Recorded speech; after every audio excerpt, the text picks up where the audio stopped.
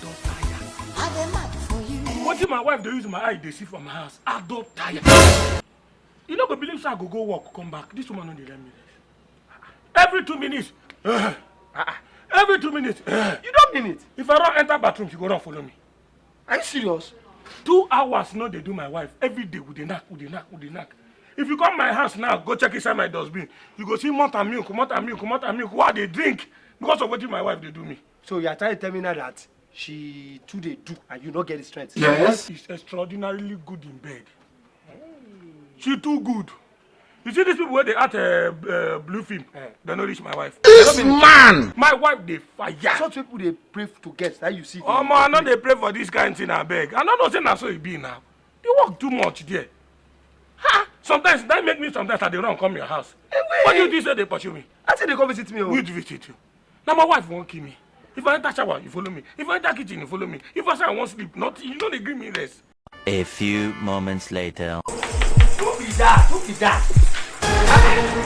My guy, how you doing now? Go. Wait here. Come on. I don't see you for where with the watch, but what happen? I know, I dey busy. Very busy. Hey, everybody for where with the watch, but they can't define you. You know what the Chelsea play? No. Chelsea win 3-0. You don't mean it? The first goal when they score. What now they talk to you? Okay, I'm gonna go that side. No. Okay. The first goal when they score. Baby, why did you leave me inside now? I can explain. What if my wife they find for your house? I can explain. It's not what you think. It's not what you think. Emmanuel, are you telling me the truth? But it's not what you think. I can explain.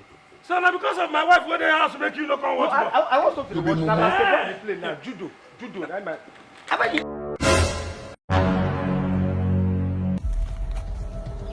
Abadi, I'm your friend. I can explain.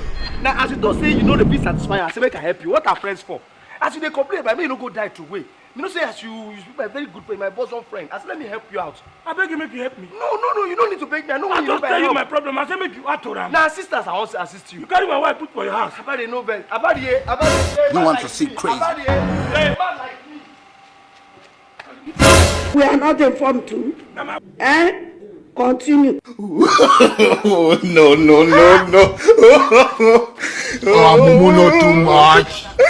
Abumu too much. Hey! 70 years old man. How many times would they tell you before you know that Nigeria is not for you? Always got my code according to my size. I know they promise anything where my power no reach.